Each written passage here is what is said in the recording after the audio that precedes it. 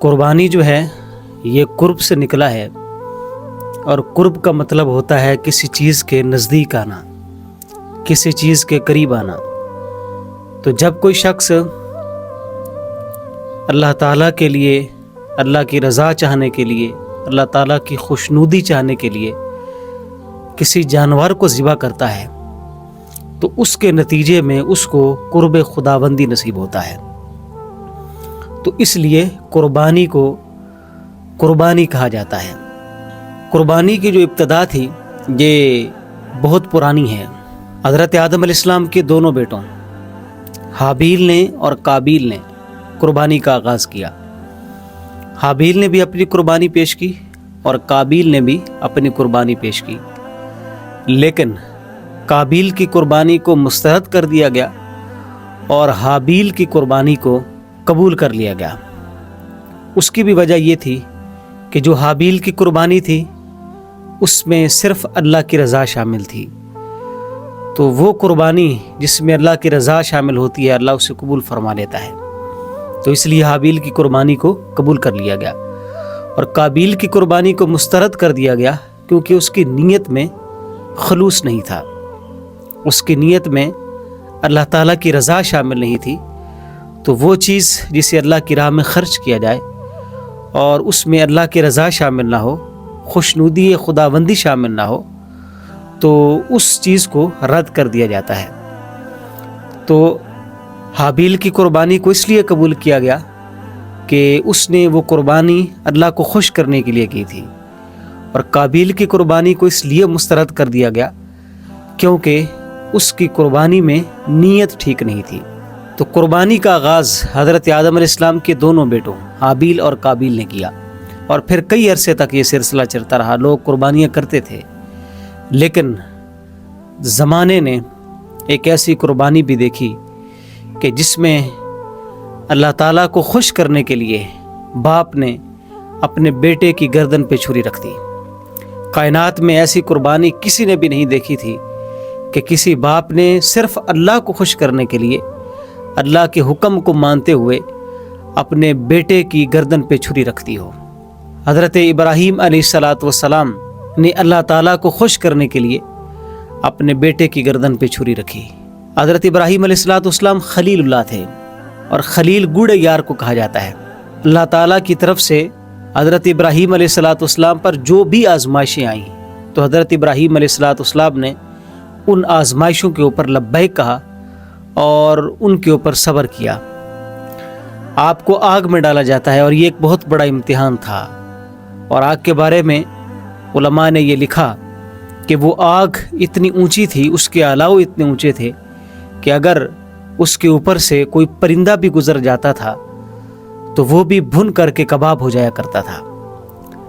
لیکن حضرت ابراہیم علیہ السلام اس آگ میں چلے جاتے ہیں، کیوں؟ اس لیے کہ اللہ تبارک و تعالیٰ کی رضا تھی۔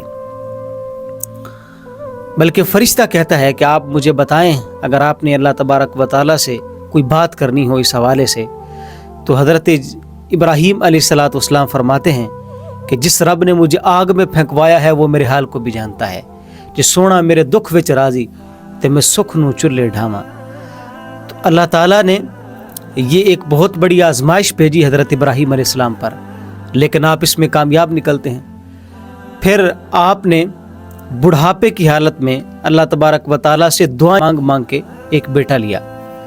بڑھاپے کی حالت میں ایک بیٹا پیدا ہوا، اور وہ بیٹا کہ چاند بھی جس کی بلائیں لیتا ہو، اتنا خوبصورت بیٹا۔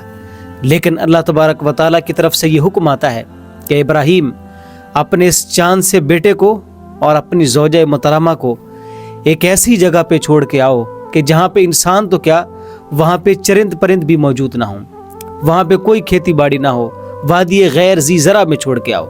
اب دعائیں مانگ مانگ کے بیٹا لیا تھا، جب بیٹا پیدا ہوا تو یہ حکم ملتا ہے، اور ساتھ بیوی کی بھی جدائی دیکھنا پڑتی ہے۔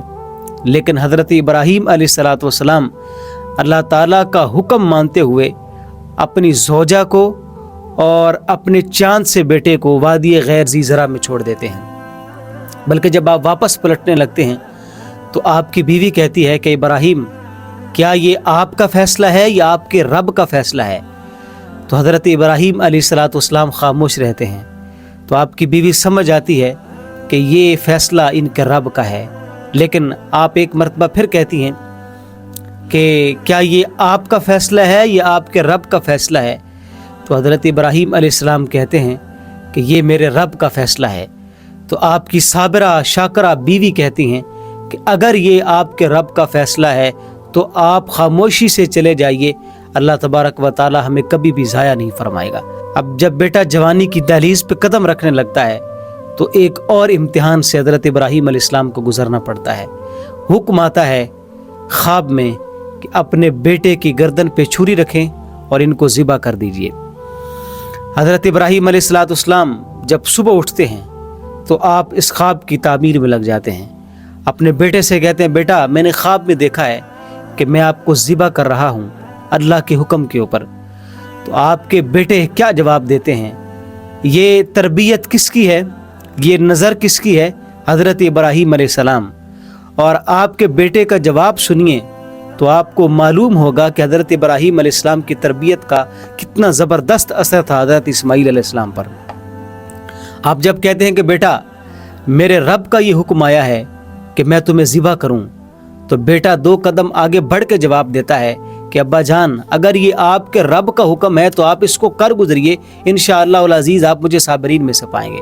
अल्लामा ने इसी बारे में कहा था, ये फैज़ान नज़र था या कि मकतब की करामत थी?